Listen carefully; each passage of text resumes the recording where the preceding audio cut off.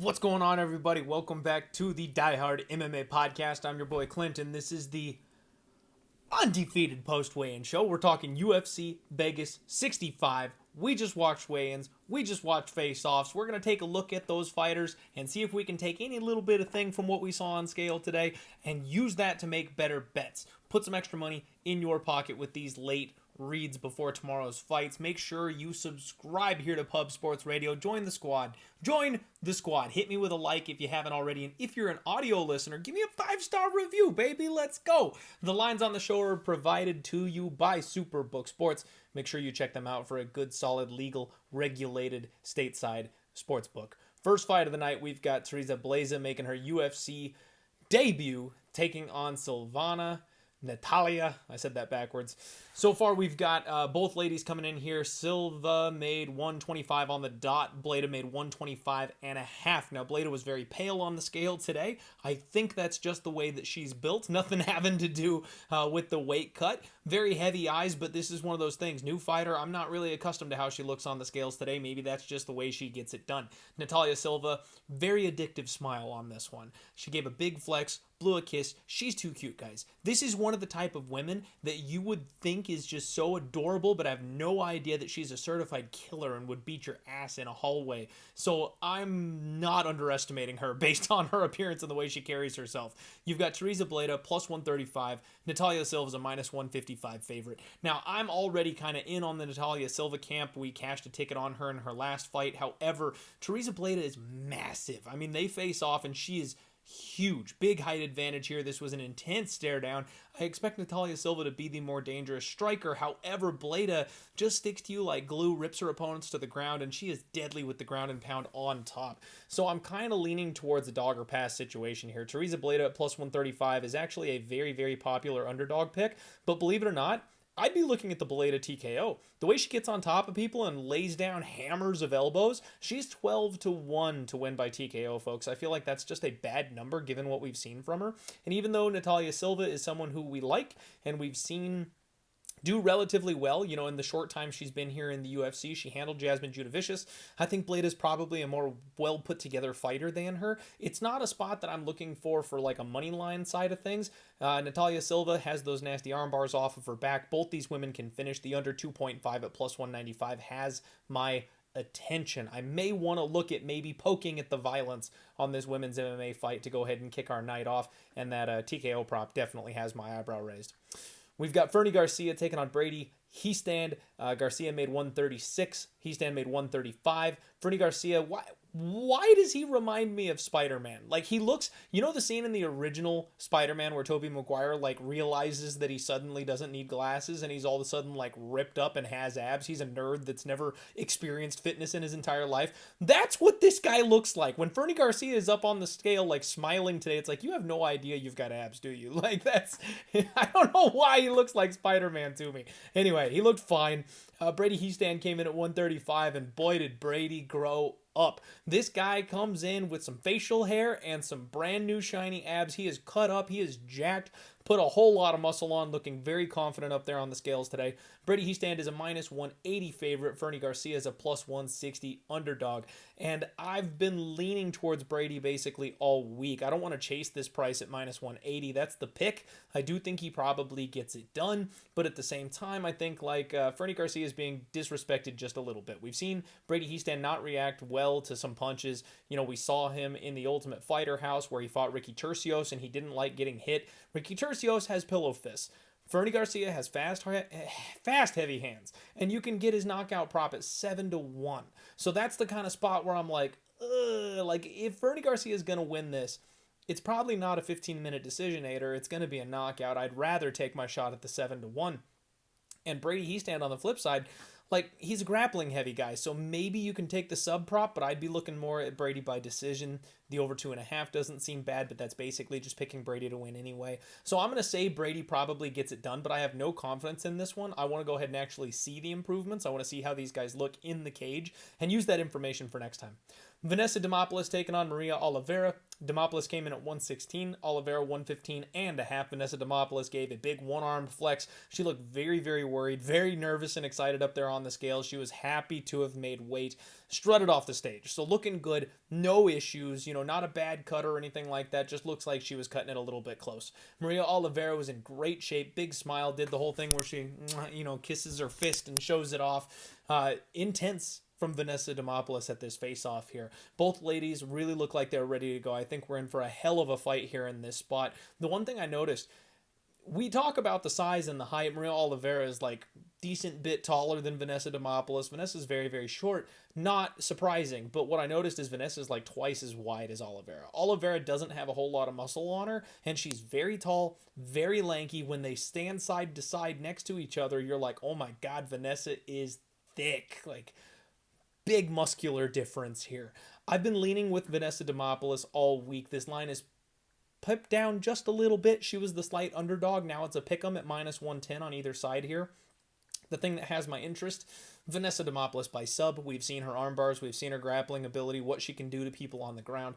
And if she's able to get Maria Oliveira to the mat, I think she's just going to have such a big physicality, explosiveness, strength advantage. She should be able to probably snatch something up the way that we've seen her do in the past when she takes on, lower level opponents. I like Vanessa Demopolis. I'm very tempted to add her to my betting card. I know you're all going to go off about how, she made an appearance on my podcast. That's why I want to bet her. Like, no, I've actually been looking at her all week, and now that the line has kind of ticked down and gone to a pick'em, I feel like that's some validation that maybe the people out there who are smarter than me are also betting on Vanessa Demopolis. I just think at this point she's more well-rounded. She's better than Maria Oliveira. I don't think Maria Oliveira is going to knock her out or anything like that. So if it's a striking match, it's going to be a lot of high volume, wild punches, neither of them doing too much damage. And then once it hits the mat, I expect dominance from one side, not the other. So we've got a pretty clear advantage with Vanessa Demopolis. That's kind of the way I feel about it. Kevin Natividad taking on Ricky Turcios. Natividad came in at 135 and a half. Turcios 136 on the dot. Natividad looking good. That fight ready does a body good. Shredded up, intense stare down, crazy eyes, gave a strong flex. I like what I see from Kevin. He's a guy that I've kind of had some belief in before now, and that was misplaced in his last couple of fights. Ricky Turcios, last of the scale today. A little pale, praying up there on the scales. Like, seems like he had a tough go of it making weight here today. Big sigh of relief when it all got called. He moved well enough. I'm not too worried about it. It seems like it was rough getting there, but he got it done. Turcios much bigger. When these guys face off, it was a big difference in size between Kevin Natividad and Ricky Turcios. So I'm a little bit worried about Kevin. I know Turcios is the guy that can't defend a takedown, but when the smaller man is taking down a bigger guy like that, you get worn out, rinse and repeating taking him down, and there's no way Kevin can keep up when it comes to the volume on the feet. I still don't think Ricky Turcios is a guy that you want to write home about being a power puncher. I don't know that it's going to be a TKO, but maybe like a volume-based TKO where the ref just kind of like has to step in and save Kevin later in the fight when he can't hang anymore as gas tank runs on empty. I also could see a neck getting snatched up. Sorry, I lost my voice there for a second.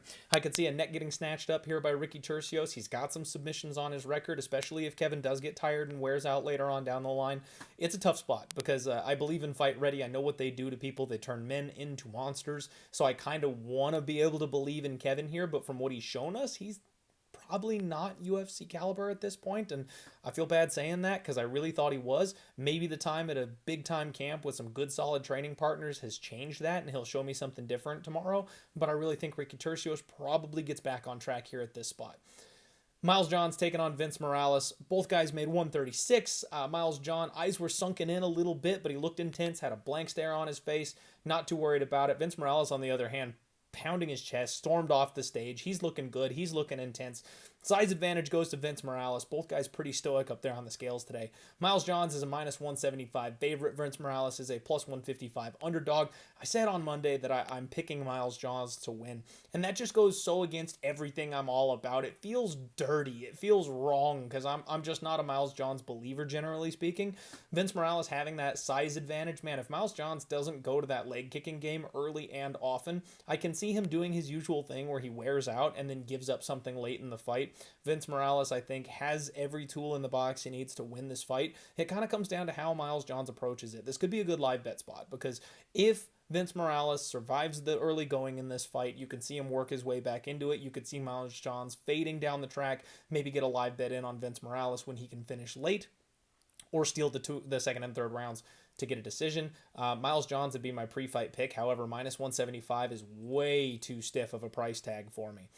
Vince Morales, I'd be curious to see, Superbook took these numbers down. I don't know why they don't have props on this particular fight, but Vince Morales by round 3 TKO, like that's kind of how he does things, right? Miles Johns slows down, tires out, leaves himself open, and Vince Morales just keeps walking forward, winging heavies. These guys are built for like taking advantage of the holes in each other's games. So if Johns doesn't get it done early, Vince Morales probably gets it done late is kind of the way I feel. I'd be curious what that number is. I'll have to look at one of the other books and see what we got to work with. Myra Moreau's taking on Jennifer Maia. We've got Moreau's making 124.5, Maia 125 on the dot. Classic business as usual, Jennifer Maia. Big smile. She likes that, crazy smile and flex. I love it. Myra Moreau's, she looked weird today. Like, for a girl that runs an OnlyFans and is on the cover of Playboy, you would think she'd know how to handle her face smiling in front of a camera at weigh-ins, but like she looked so out of place today. Seriously, go watch the clip. Like, I'm not sure what she's doing with her face on the scale today. Anyway, she looked fine physically. Everything checks out. Height advantage goes to Moreau's. This is another spot where like I just can't shake the fact that I expect Moreau's to get the win. I don't like this number, but this year all we've been seeing is changing of the guard. All these old fighters getting ushered out, the younger fighters that are up and coming, they just win. They just get it done over and over and over and over again. These younger fighters are unseating the larger, older fighters with experience. And I think Jennifer Maia plus 160, like from a betting angle, my brain tells me that that's the side, but I'm like, I've stepped in this trap God knows how many times already this year. I'm not doing it again. So I'm going to pick Myra Moreau's to go ahead and get the win. I think the boxing is going to be something. I think the reach advantage is going to make a big difference here. And unless Jennifer Maia does decide to drag this thing to the ground, I don't see where she has success really in this fight. The one thing, if you're looking for a flyer, is that Jennifer Maia by submission is 13-1. We know she's a high-level BJJ black belt. We know that Myra Moreau's has been working on her wrestling and her grappling, so this thing may end up on the ground at some point, not just be a 15-minute striking match. And if that happens, 13-1 on Jennifer Maia to snatch an arm. You could do worse with dart throws. You really could. I'm not expecting a finish in this fight. I do think it's a 15-minute kickboxing match, but I'm just saying there's always that chance on something stupid like that. Charles Johnson taking on Zhalgas Zhumagulov. Charles Johnson 125.5, Zhalgas 126. Charles gave a big old smile today, looked very relaxed today, very much enjoying himself on the scales. Zhalgas Zhumagulov also looked pretty well. His cheeks are popping, but that's normal. Like, his face is always super sucked out and his cheekbones are really high. You can see them. We're used to that. So I don't think it was a bad cut or anything like that. He gave a good smile. I'm not too worried. Johnson is huge. This is another one of those spots where, you look at these guys and they don't look like they're in the same weight class. Charles Johnson had a massive size advantage here in this spot. We've got Johnson a minus 170 favorite. I did get Charles Johnson at minus 165. That's the one bet that I have locked in already for this week. And I'm not sure what I want to do as far as adding additional bets. Y'all know I've had such a rough year. I'm not sure exactly what it is I want to do at this point for the rest of the card. Kind of desperate to lock up a win here. But I do kind of like Charles Johnson either by decision or late. That round 3 prop is like 13-1 here on Superbook Sports. That's something I may need to sprinkle just a little bit because the way he fights, he breaks people the later the fight goes. That pressure, that pace, and with this kind of a size advantage, I do think he'll be able to potentially do that. More than likely, grinds his way to a decision, but, when things get hairy late in round 3 and one guy steps on the gas pedal, you just never know what's going to happen. We've seen it in round 5 a couple times recently. Jack Della Maddalena taking on Danny Hot Chocolate Roberts. Both guys made 170, and Jack Della was shredded. Looked up there, mean and nasty, crooked nose and everything. He's ready to go. Danny Roberts, honestly, he looked bored. Real quick, on and off the scale, nothing to look at here. Size advantage goes to Roberts. When they faced off, I was a little surprised that he was the bigger of the two men. This was an intense stare down. Both guys know what's on the line. I mean, Roberts is fighting essentially for his career. Jack Della is fighting to be, the next big thing in MMA. His inside the distance props are nuts. Like, the KO prop for Jack Della is minus 221 on Superbook Sports. I mean, that's like, you're laying minus 200 just for the knockout. That's insanity. Minus 700 on the money line. Like, I'm picking Jack Della. I do think Jack Della should win, but holy crap, like, man, if you're going to play Danny Roberts, how does he win this fight? Probably grappling and control time. You can get Danny Roberts by decision at plus 1,200. You can get the over 1.5 at plus 120. So if you just think he can hang in there, you're getting plus numbers on both of those that look pretty good. I'm personally picking Jack Della. I would not be surprised if Danny Roberts has a little bit of success and this thing squeezes out of that first round. But I do think at some point, eventually, Jack Della finds him and knocks him out, probably with body shots. André Fialho taking on Muslim Salikhov. Fialho 170.5. Muslim Salikhov 170 on the dot. Fialho gave a big flex today. Looked intense on the scales today. Really in good shape. Salikhov, on the other hand, eyes kind of half closed. He looked rough, if I'm being honest. He did not look great. He's an old man making these weight cuts. That's got to eventually wear on you, right? But he made it. He made it. Size advantage goes to André Fialho. We knew that was going to be the case. This is a pick'em price tag at this point, folks. This line has been bouncing back and forth all week. I mean, just before I started the show, we had minus 120 for André Fialho, and it was even money Muslim Salikhov. Now we're looking at a pick'em, so some money just came in at Superbook on Muslim Salikhov.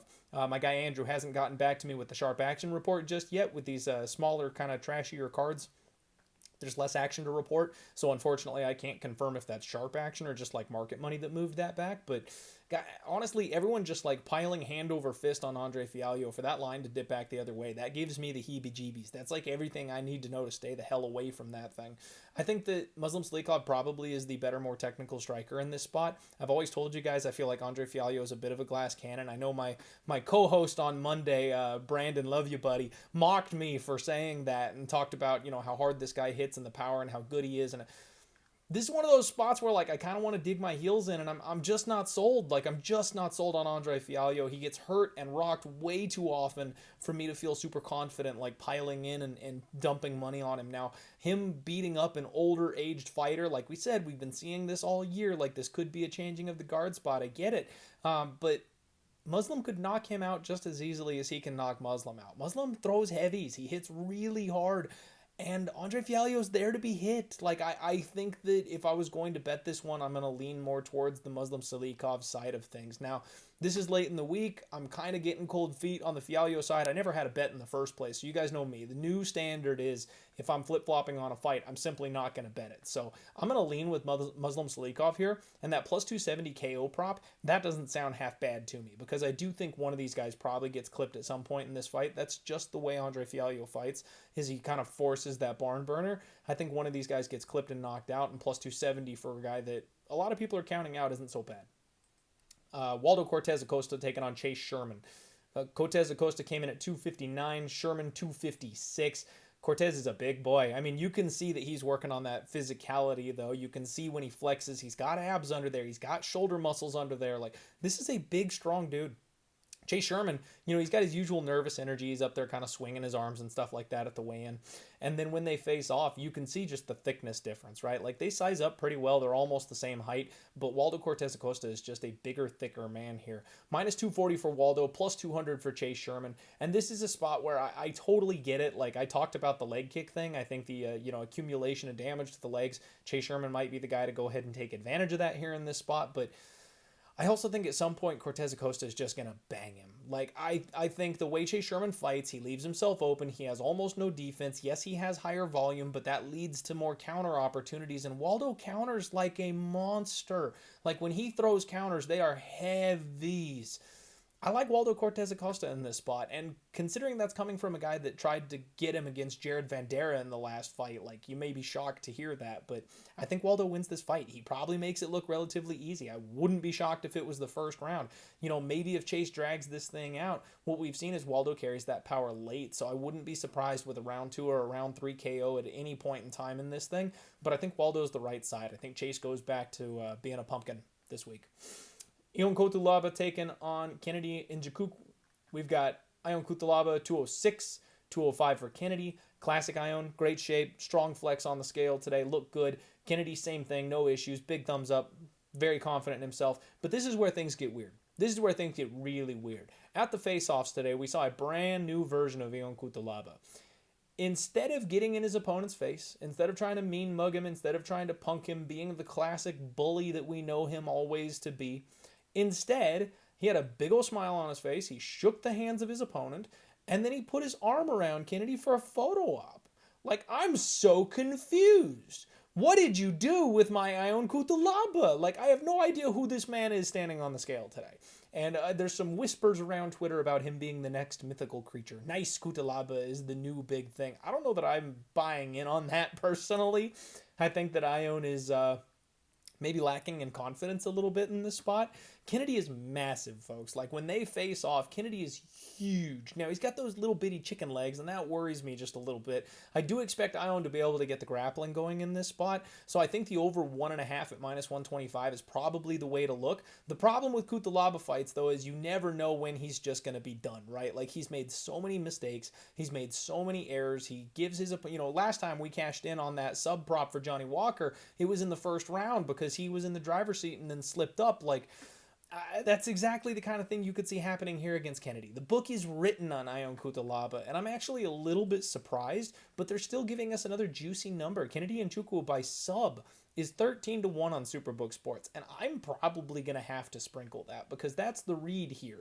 I feel like Ion just falls apart at some point. We saw Kennedy really working his grappling the last time out against Carl Roberson, and that's how he ended up getting it done, was having a grappling heavy approach. He was looking for the neck, he was looking for the chokes, and when that didn't show itself, he just kind of grinded his way out to a win. I think Ion has the same kind of situation here. If Ion goes for a takedown and ends up on bottom, if Kennedy manages to get up and reverse or grab a neck, like, that sub prop is going to be live in this fight from bell to bell, just because that's the way Ion fights, and he sticks his neck in guillotines. Like, it's literally always there. His neck is always available to choke, and this is such a quick turnaround. This almost feels like a spot where it's like the UFC is giving Ion like one last shot. It's like, bro, you're getting cut if you don't win this one. And he has had no time to train. He's had no time to improve. It's not like he's going to come out and be a new man. We're going to see the same Ion we always see. So it's a matter of, can he sit on top of Kennedy's chest for 15 minutes or bully him to the point that, maybe he can TKO him, pin him up against the fence, and just go to war that way. Or if he's going to make the same mistake he always does, can't hold the guy down, give up his neck at some point in the first or second round. I kind of think this thing gets out of the first. Like I said, over 1.5 at minus 125 doesn't sound half bad to me. And then the Kennedy side is the side I think I like. Kennedy late props, though. The sub is 13-1, but if you get those parlay books where you can like tie things together, the Kennedy round 3 sub is like ridiculous odds, like 40-50-1. Like, I probably got to sprinkle.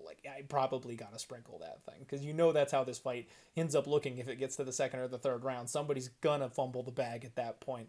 Hopefully we can cash in on it. Main event time, Sergey Spivak taking on Derrick the Black Beast Lewis. Derrick Lewis 263, Sergey Spivak 254, so almost 10-pound weight advantage here for Lewis. Classic Derrick Lewis. Gave the big flex. Looked intense today, actually. Not quite as happy as usual. Sergey Spivak looked good. No issues from him either. These guys, there's not a lot to comment about the physicality when we talk about heavyweights. Size advantage goes to Spivak. I was a little surprised to see that. I thought these guys would size up about evenly maybe, or maybe Derrick Lewis would be slightly larger. The fact that Spivak is the bigger man is a little bit concerning, because Derrick really relies on that physicality, relies on just kind of bullying people and being able to, shuck them off him and drop them and stand up with their full body weight on him. Him being the smaller guy worries me just a little bit for that side of things. Sergey's a minus 190 favorite. Derrick Lewis is a plus 170 underdog, and I don't know what to do with this one because I really don't trust Sergey at minus 190. He's going to have to close the distance. He's going to have to get into range. And when that happens, we've seen what Derrick Lewis does to people when that happens. Now, I think Sergey Spivak has all the potential. He has all the upside. But Derrick Lewis also is at that point in his career where he's going to go for broke to try to get his contract back under him. He knows his back is up against the wall at this point. I think he's 37 years old, so it's not like he's old and dusted completely. This is a little bit of a step down in competition from what he's faced so far. And I don't think he has to worry about the body shots. Like, we know that Sergey Spivak is not the slickest striker in the world. I think that Derrick Lewis probably still does have that striking advantage, so he's going to have to go to the ground. I can make an argument for both sides of this fight. I just think this looks a lot like some of the fights in the past where Derrick Lewis has just shown up suddenly and been like, oh, hey, y'all forgot. Like, plus 220 for Derrick Lewis KO. We never get to see that. So, maybe we take a flyer on Derrick Lewis knockout. I don't mind the under in this case, because I do think Sergey Spivak is going to go for broke. I think he knows that he needs to get Derrick Lewis out of there, not give him the opportunity to work his way back into the fight. And I also think Derrick Lewis, being that his back is against the wall, is going to look for that win. The last time we saw that was the Dawkins fight. He murdered Dawkins early. He came out aggressive. He went after Dawkins. Like, I think that we can see that here, and whether that's to his benefit or his detriment, I do think this fight could end early. I usually vote for the over 1.5s in these big lumbering heavyweight fights. Kind of thinking violence for the main event this week. That's the undefeated post-weigh-in show for UFC Vegas 65, everybody. Do me a favor, hit the like button if you haven't already. Comment your favorite bet for this weekend down below. Good luck on all your degenerate action. Let's have a day. Let's roll.